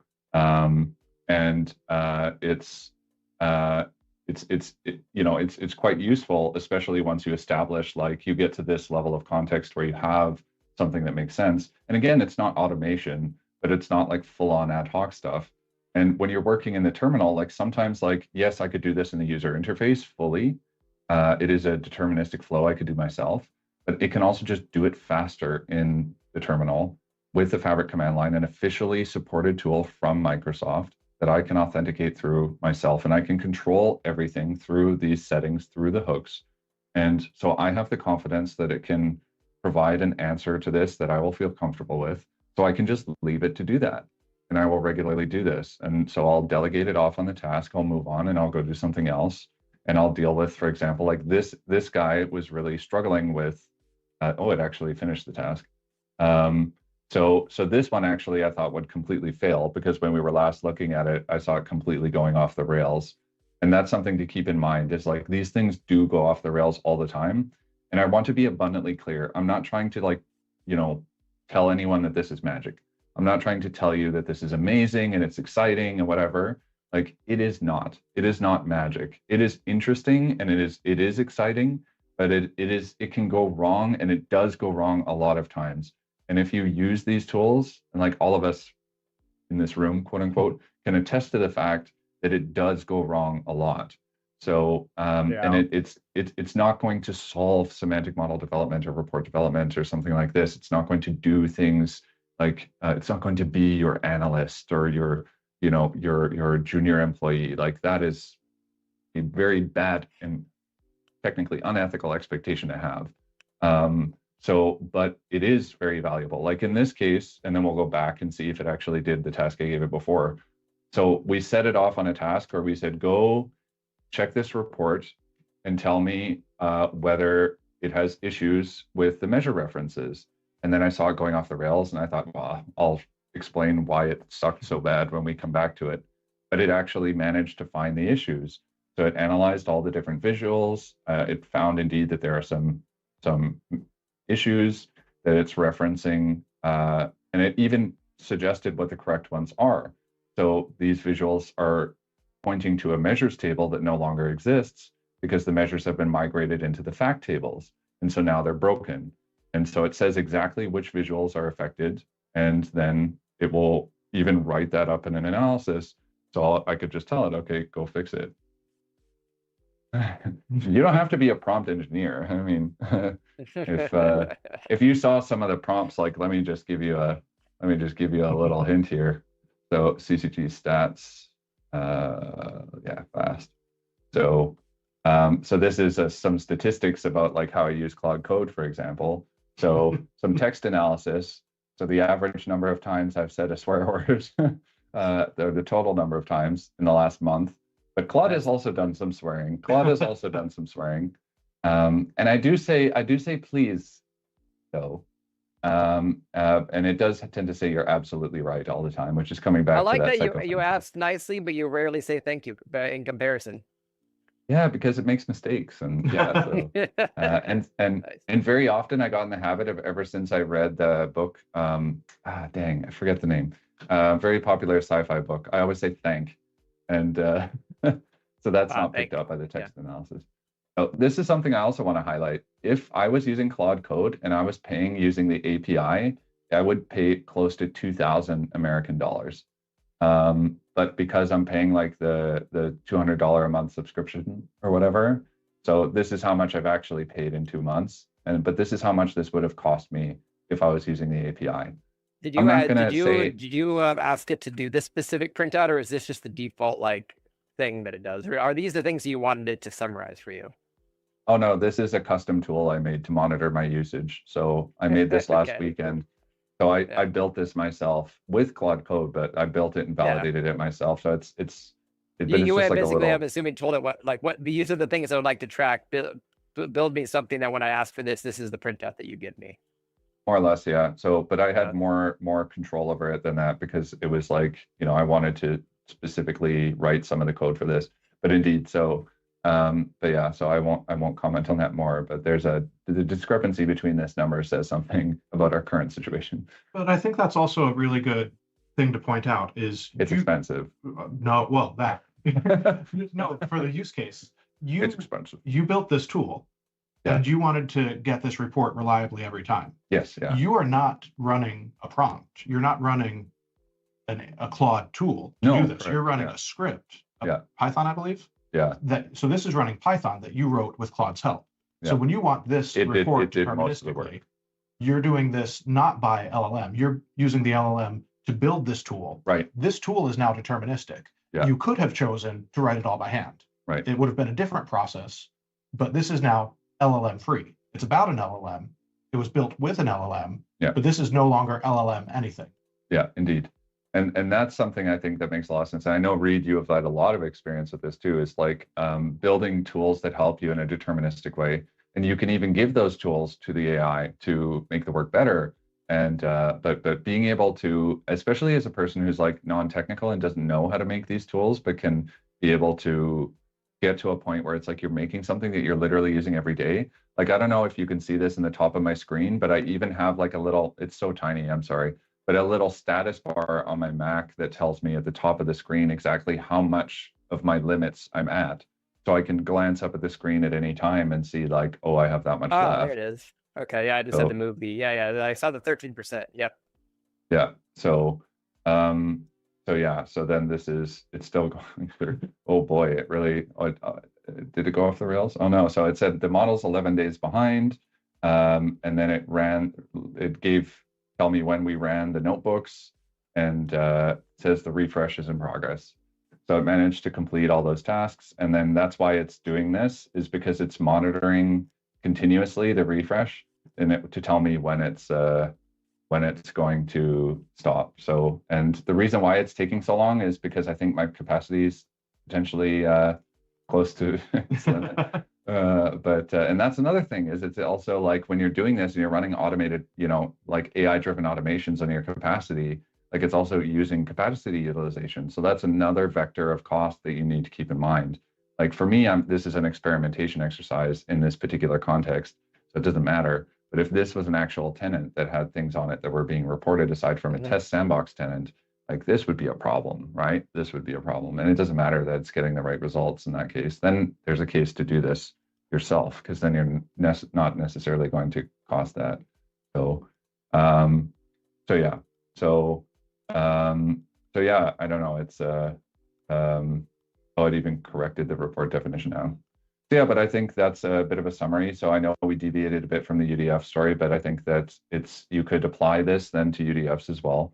But I wanted to keep it narrow for the UI stuff, but for the fact that we're talking about the Fabric command line, it makes more sense to talk about it in broad terms. So one of the big conclusions I want to draw from this exercise is context is incredibly important. You should be reusing your context. You should be writing the context most of the time. And the command line is an incredibly interesting place for agents and AI to be living and for you to be using them. And I would argue that the agents in the command line with command line tools are more interesting, at least for me subjectively, than MCP servers. So my interest in MCP servers has sunsetted quite a lot. And I am, for the majority of things, using a command line agent that uses other command line tools because it tends to be faster and better and less complicated, because I can just provide instructions. There are cases when you literally cannot use a command line tool. There's no other programmatic way to access it. But typically, like an MCP is interacting programmatically anyway. So it's also possible to just do that then through the tool. But you want to choose whatever approach is going to be simpler and will preserve your context. So for example, if you type here /context, it will actually show us a waffle chart of how much context we're using. And you'll see that MCP tools actually, they take up your context even when you're not using them. And so I have one little MCP server in here that I was maybe going to show that's like a Hello World one or something. But when you fill it up with like a bunch of different MCP servers, this graph is pretty full before you've even done anything. Like you want this graph to be mainly full with the purple stuff, and like, you know, also of course you have the system prompt, system tools, and then your memory files, which are going to be, you know, the instructions that are loaded automatically. So managing that context is an active thing. You don't just do this at the start of your project or your development activities. You do it persistently throughout the work. So yeah, that's all I have to say. I don't know, Greg. Well, and I think this is another important point is you're talking about the things that you're building up over time, and that it's a practice that you're not doing just once or just one prompt. And you're also not just doing one Claude Code session. These are things that you've built up over the course of many small experiments. Yeah. And so many small experiments. Yes. And so I think that brings us all the way back around to the beginning when we were talking about these models are there, and that's the platform on which you can build. But then the next most important piece that you bring as a building block is the context that you're able to provide. And that context takes the form of these instructions. It takes the form of the documentation in your project. It takes the form of little tools that you build and patterns that you provide. And ultimately, that's the same stuff, like I was saying at the beginning, that you would want to do in a good project. Yeah. When you're onboarding a new developer, everything that we're looking at would be good at onboarding a new developer. It also happens to be very good at helping out an LLM.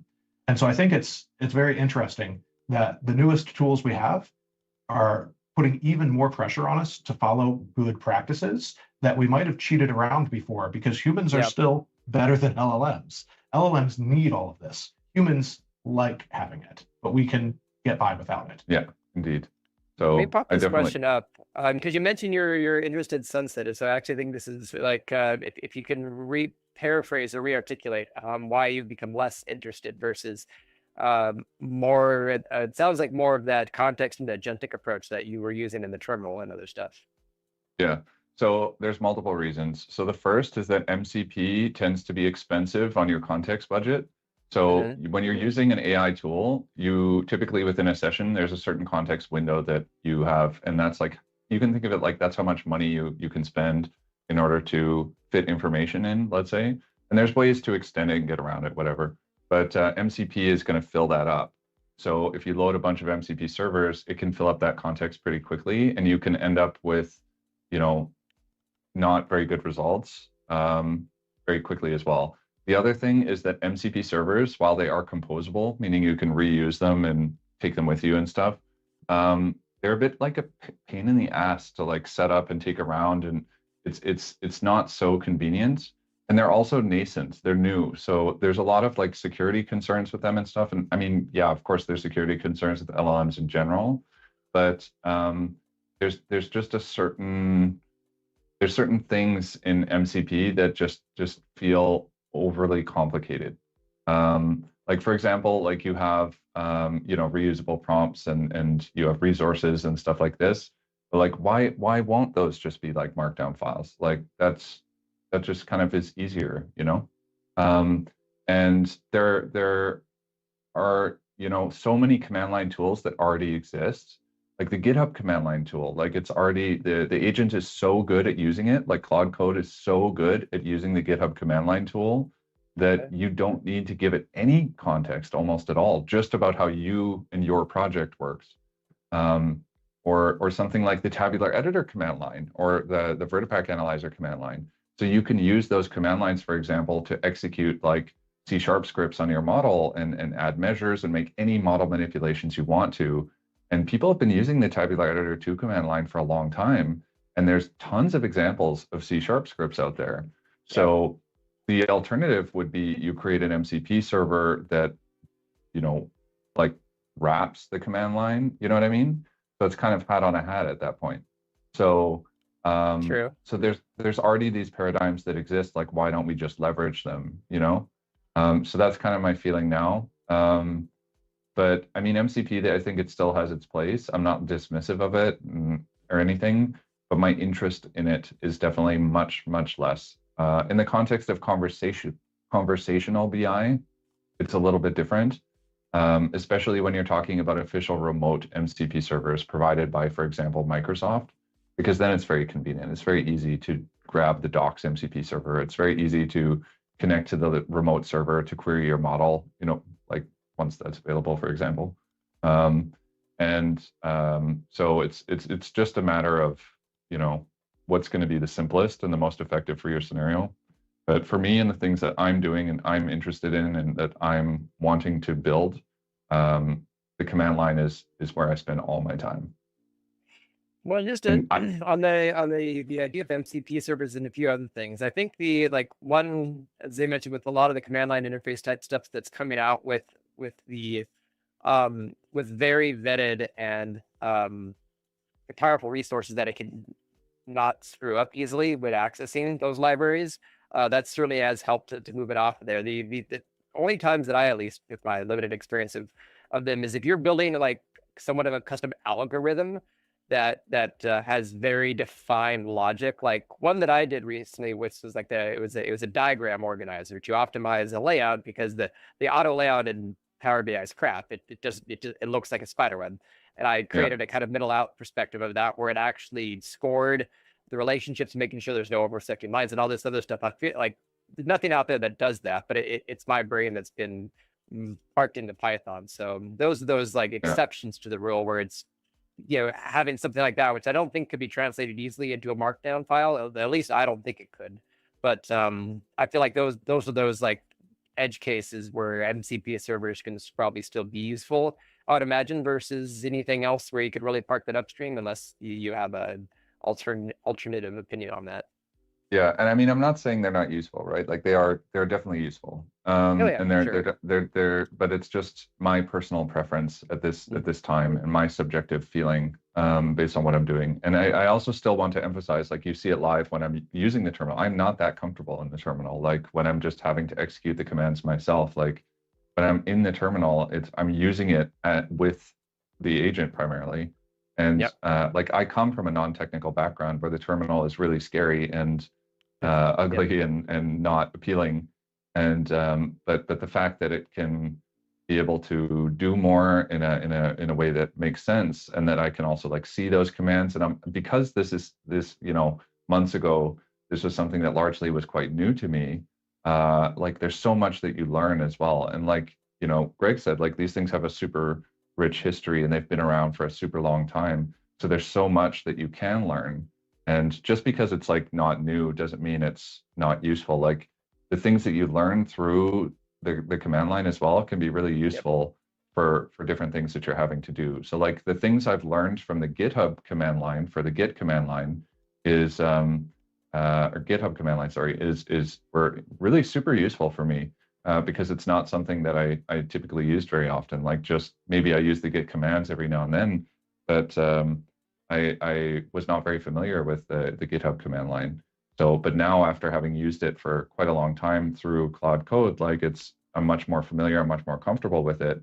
And it's been very interesting to learn these different things and then to go and read about it afterward. And it does require a little bit of legwork to do that, but it can be quite interesting. It's like a gateway to discovering new stuff.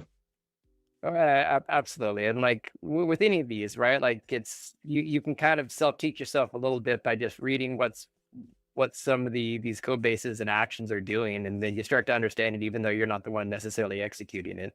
I feel like an analogy for me was like power query a little bit. I learned them not because I was writing them, but it's like every time I did an action, I could look at the formula bar at the top and, oh, okay, so like that function does this, and you start to just give yourself insights along the way in case you ever need to kind of take control of the steering wheel. Yeah, and it's cool sometimes to see it and say like, why did it do that? Like, what is it doing? And then it's worthwhile to spend your time to understand like what is it actually doing, and then you can instruct it explicitly on a different path. So you learn something, you get a better result. So it's a win-win. It's much better than just swearing at it or whatever. Who does that? Who does that? So, any final comments from either of you to kind of to wrap up and put a bow on it? I would just echo what Kurt was saying about being able to see what it's doing with the command line. It also offers a lot more visibility than what an MCP would. And if you scroll up through this one, it was showing a lot of what commands it was actually running with the Fabric CLI. You'll have to go past all the refreshes. But it starts running all of these things. And so, like Kurt was talking about, it's a little bit didactic just watching it. You're seeing this is how you interact with that Fabric command line. And even if you're not going to ever type one of those commands verbatim, you still, like you were saying, Reed, you get used to seeing the code that is generated for you. In Power Query, you saw little snippets of M. Here, we're seeing little snippets of command line. And I think this is really powerful because, again, you never have to write this yourself. Claude can write it for you. Whatever tool you're using can write it for you. But then when you see it start doing something really, really weird, and it doesn't look like these before, you've got direct things that you can see and you're saying, oh, it's calling this in a way it's never done before. It's probably off the rails for some reason. It should look like all of these other examples I've seen. So it's a way for you to learn a little bit so you can understand what the LLM is doing. It's a way for it to show you very clearly, this is the exact command being run, and you can have this expectation of what will come of that. And so it helps to build the feedback loop, again, without you ever having to actually write a single command line yourself. It's a visibility thing and it's a learning thing so that you can then work better with and recognize more clearly what's happening. So I think there are a lot of benefits beyond even the flexibility and power that Kurt was talking about. Certainly those are the most salient ones that will bring you to it. If you can do things with this paradigm that you couldn't with another.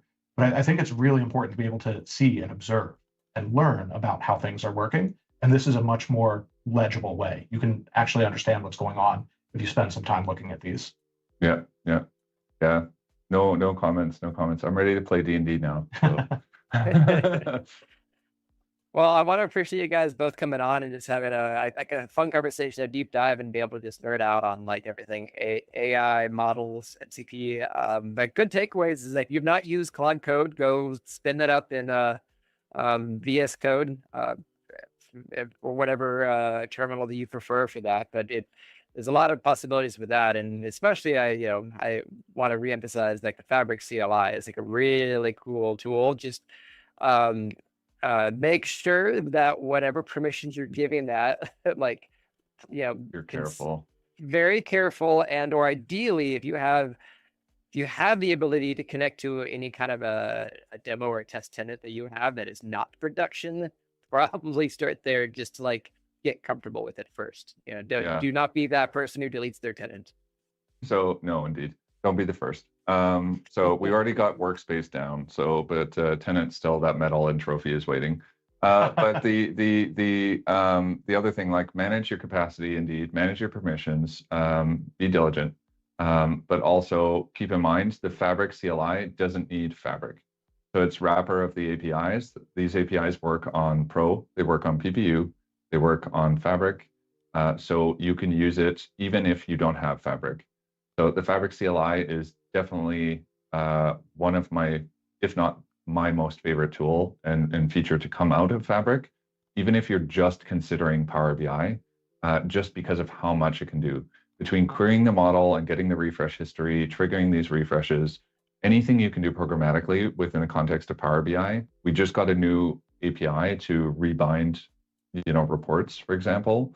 You can do now from the command line, either by yourself, if that's what you're comfortable with, or with an agent. So very interesting. So, but yeah, thanks for having us. Sorry for at the beginning the unexpected departure of babysitter. I'm just glad I was able to finally get you on again. So it's fun as always. And at some point, I think we'll for continuing like to tease the ideas, we'll be having a more of a fantasy fun themed live stream at some point, hopefully in 2026. That will I think be a lot of fun. Yeah, if my stress levels can go down like a little bit, that would be great. So, but 100%. So I think that can happen. I'm looking forward to that. Cool. And great to see you as well as always. And I'm sure I'll see one of the TVs at one of the next conferences next year or so. Yeah, absolutely. It was great being on. Thank you. Yeah, take care. Have a good weekend, everybody. All right. May all your roles be 20s. Exactly. All right. Bye. Yeah. Thank you so much for watching. Please consider hitting that like and subscribe button. And if you want to help support this channel, take a look at our channel memberships or our merchandise store for cool swag. And last but not least, please consider sharing this video on your social media platform of choice to help our channel grow. So, until next time.